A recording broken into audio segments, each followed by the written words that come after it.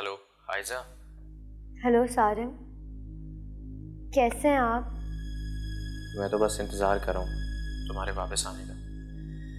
तुमने क्या फैसला किया आयजा?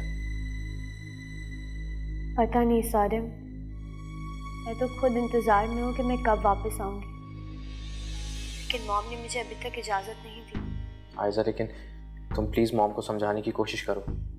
उनसे कहो कि हमें उनसे कुछ भी नहीं चाहिए, कुछ भी नहीं, बस सिर्फ उनकी मोहब्बत और शफकत चाहिए। और अगर वो हमें माफ़ कर सकती हैं तो प्लीज़ हमें माफ़ कर दें। अरे ये क्या लैला मजनू की बातें हो रही हैं? मैं तुमसे बाद में बात करता हूँ।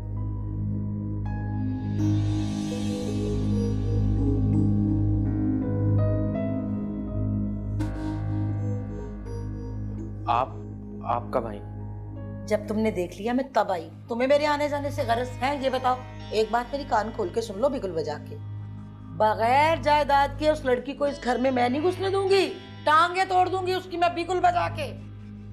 हमा लेकिन हमने आयजा से रिश्ता जोड़ा है, उसकी जायदाद से तो नहीं ना। अच्छा, आयजा से रिश्ता जोड़ा है? अरे वो छिपकली कब तेरा पीछा छोड़ेगी? ये लड़के, मेरी बात कान खोल के सुन ले मेरी बात। जो डिब्बा बगैर घी के होगा उसका क्या फायदा? अरे उसको तो कबाड़िए कोई दे के आएंगे ना हम। खबरदार दूसरी बात ना कोई बात करने की कोशिश मत करना। माँ की फिक्र नहीं है आयजा कब आएगी आयजा कब जाएगी, बस आयजा के पीछे पड़ा हुआ ये तो लड़का।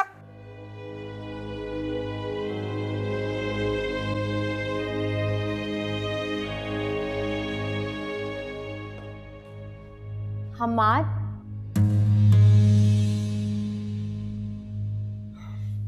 बोलो फरिया, कोई काम है क्या? वो मुझे आपसे एक परमिशन लेनी थी। कैसी परमिशन? वो मैं पूरा दिन घर में बोर हो जाती हूँ, क्या मैं ऑफिस ज्वाइन कर सकती हूँ आपके साथ? तुम हम्माद से क्या पूछ रही हो? मुझसे पूछो ना। इस बिजनेस के मालिक अब हम्माद नहीं, मैं हूं।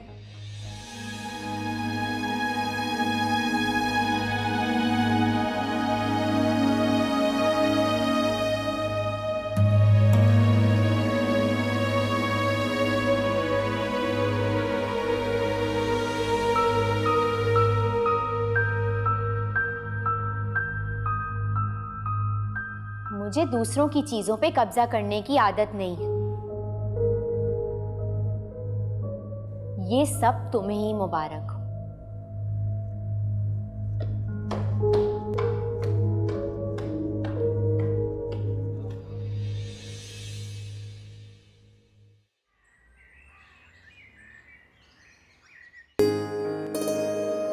माँ ने जो हड्डियां गलाई है ना तुझे उसकी फिक्र नहीं है, सिर्फ तुझे अपने शशकों का पता है बेटा। माँ मरे या जिए तेरी बला से बिगुल बजा के। दिमाग खराब करके रख दिया इस लड़के ने मेरा। अरे देखो तो सही, खुद तो पागल है, अगलों को क्यों बेवकूफ बना रहा है? क्या बात है अम्मा, इतना गुस्सा? किसका दिमाग खराब हो गया? किस पे गुस्सा करूंगी?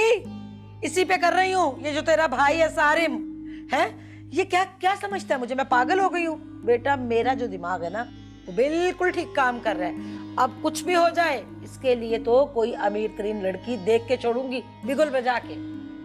ये तो तुम बहुत अच्छा करोगी अम्मा। ऐसा मुझे भी एक आंख नहीं भाती। अच्छा हुआ जान छूटी। तो और क्या। और इसको देखो ना, पता नहीं क्या घोल के पिला दिया उस छिपकली ने इसको। अरे कह रहा है कि बेशक वो जायदाद का कोई हिस्सा ना लाए लेकिन घर वापिस आ जाए। अब तुम खुद ही बताओ, बगैर जायदाद के क्या औकात है उस छिपकली की? मैं तो नहीं लाने की उसको। अम्मा मुझे तो वो जायदाद के साथ भी कबूल नहीं है। उसी की वजह से आज हम सब मुश्किलात का शिकार हैं। तो और क्या। तू क्यों फिक्र करती है? तू देखती जा, मैं तो कोई ना कोई लड़की ढूंढ के छोड़ूंगी इसके लिए। देखती हूँ कैसे इनकार करता है ये बिगुल बजा के। चल जा बेटा, सर में दर्द हो रहा है, जा मेरे लिए एक कप चाय का लिया। अच्छा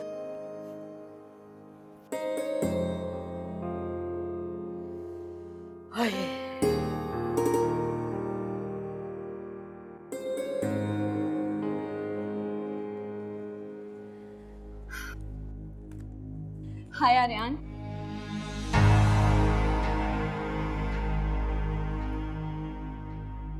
तुम यहाँ क्या कर रहे हो? तुम्हारा घर इतने दिनों से लॉक था तो तुम्हें देखा भी नहीं था। मैंने सोचा तुमसे यहीं आके मिल लूं। तो मुझे भूल जाओ रुखसार। कैसे भूल जाऊं आर्यान, मैंने वाकई में तुमसे मोहब्बत की। लेकिन अब इन बातों का कोई फायदा नहीं, बेहतर है कि तुम खामोश रहो। अब ऐसा क्या हो गया? मैं भी वही हूँ और तुम भी नहीं बदले। लेकिन वक्त बदल चुका है रुखसार। हम मिलकर वक्त को पहले जैसा कर लेंगे। नहीं रुखसार, मेरे घर में औलाद होने वाली है और मैं नहीं चाहता कि मेरी औलाद जब अपनी आंखें खोले तो अपने बाप को 2 हिस्सों में बंटा हुआ देखे। लेकिन आर्यान, बस रुखसार,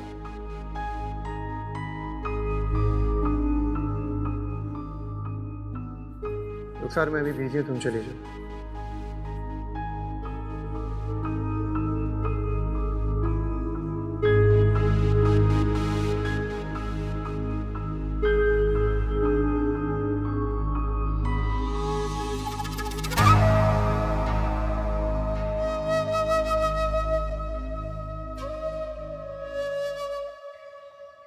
सारा, कहाँ गुम थी तुम? मैं कब से तुमसे बात करना चाह रही हूँ। क्यों, खैरियत तो है ना? खैरियत ही तो नहीं है। तुम्हें कुछ करना होगा, उस फरिया को अब इस घर से निकाल दो। मैं उसको मजीद बर्दाश्त नहीं कर सकती। फरिया का क्यों भाई? उसने तुम्हें दोबारा कुछ कह दिया क्या? क्या करना है उसने? हर काम में इंटरफेरेंस करती है और अब हमाद से कह रही है कि उसे ऑफिस भी जाना है। ओह, ये तो वाकई बहुत बड़ी बात है। इसका मतलब वो हम पर ऑफिस में भी नजर रखना चाहती है। वही तो। और तुम्हें पता है ना सारा कि मैं हरगिज़ ये बर्दाश्त नहीं कर सकती। सही कह रही हो मोनी। तुम एक काम करो, आंटी से कहो कि वो उस फरिया को घर से निकाल दो। और आंटी भला मेरी बात क्यों मानेंगी? क्यों नहीं मानेंगी तुम्हारी बात? मोनी, शायद तुम भूल रही हो कि एक घर और ऑफिस दोनों तुम्हारे नाम है और आंटी को मजबूर होकर तुम्हारी बात माननी पड़ेगी। हाँ, ये तुम सही कह रही हो। मैं आज ही आंटी से बात करूंगी। Well done, good.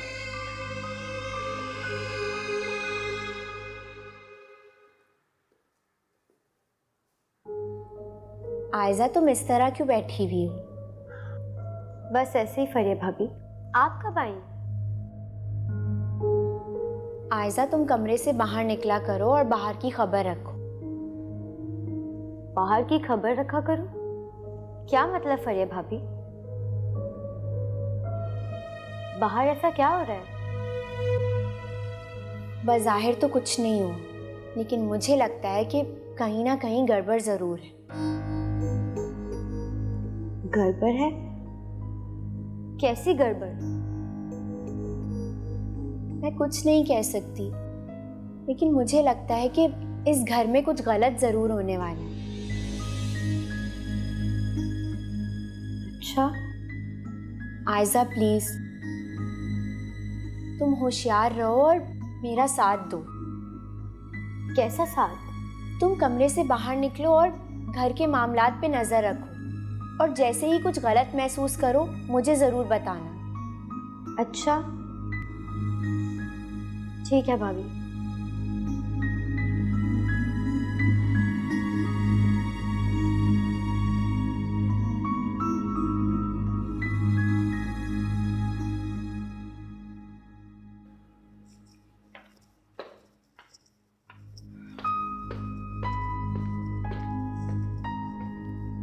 आंटी, क्या मैं आपको 2 मिनट के लिए डिस्टर्ब कर सकती हूँ? हाँ, बैठो।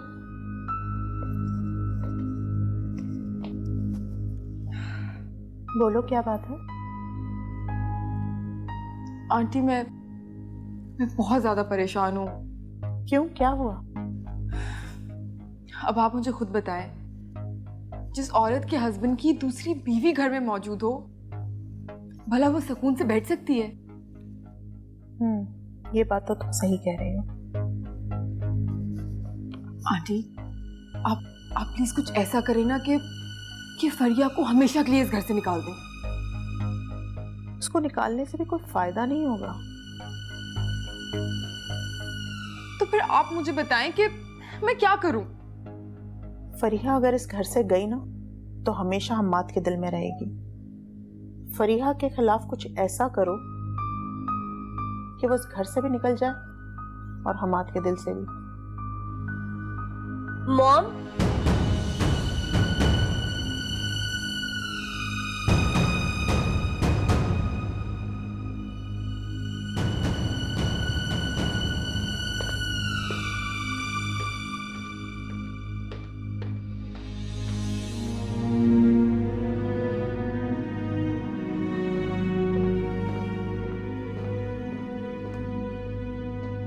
मॉम,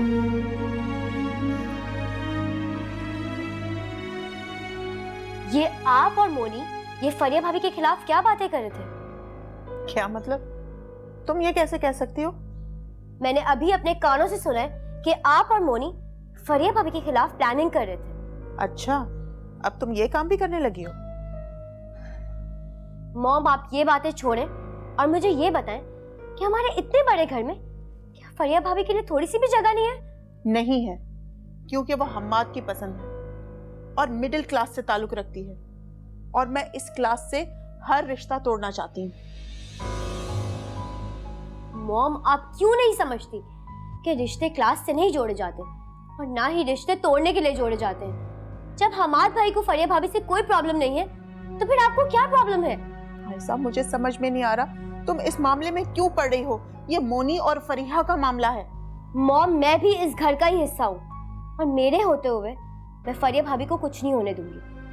वो कहीं नहीं जाएंगी। और अगर मोनी ने फरीहा को इस घर से निकाल दिया तो मॉम, मैं भी इस घर से चली जाऊंगी। क्या तुम फरीहा के लिए इस हद तक जा सकती हो कि अपना घर छोड़ दो? जी मॉम, और आप जानती हैं कि मैं कर सकती हूँ। आयशा, तुम क्यों नहीं देख रही हो कि मोनी फरीहा की वजह से कितनी अपसेट रहती है? मॉम, ये मेरा आखिरी फैसला है और मैंने आपको सुना दिया। अगर फरिया भाभी इस घर से गई तो उनके साथ साथ मैं भी ये घर छोड़ दूंगी। इस लड़की का तो दिमाग खराब हो गया। रोजाना एक नई प्रॉब्लम मेरे लिए क्रिएट करती है। मैं तो तंग आ गई हूं उससे।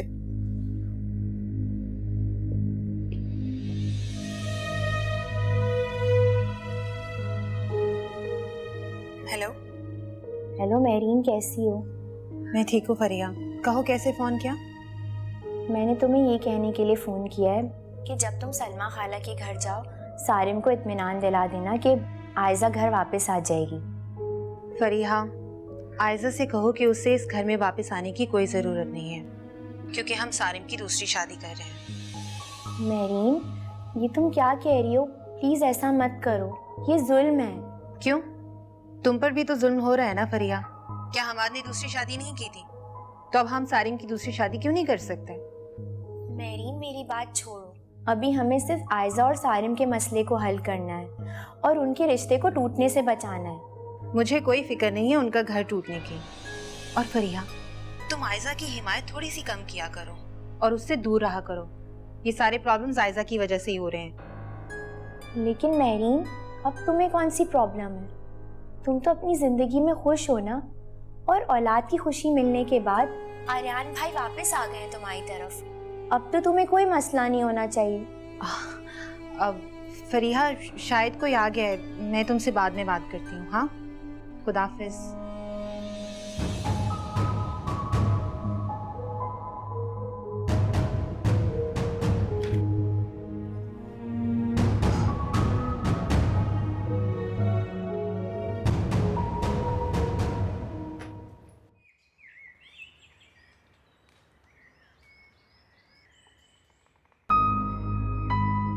क्या बात है मोनी, तुम्हारा मूड क्यों इतना ऑफ है? तुम्हें क्या है? तुम तो बस कमरे में बैठ कर के एंजॉय करती रहो। इसका मतलब मेरा शख्स बिल्कुल सही निकला। अब बताओ मुझे जल्दी से, क्या बात है? क्यों इतनी उदास हो? सारा, तुम्हें पता है मेरा शक ना अब यकीन में बदल गया है। तुम्हारा शक यकीन में बदल गया? मैं कुछ समझी नहीं, क्या कहना चाह रही हो तुम? सारा, तुम्हें पता है मुझे ऐसा लगता है कि फरिया ने ना जरूर आयज़ा को हमारे बारे में कुछ बताया है। मैं आज आंटी से फरिया के बारे में बात कर रही थी और आयज़ा बीच में आ गई। वो हम पे नजर रखने लगी और मैं तो उठ करके भाग गई। बस इतनी सी बात है जिसके लिए तुम इतना परेशान हो। मोनी, मैं आयजा का बंदोबस्त कर लूंगी, लेकिन प्लीज तुम टेंशन ना लो।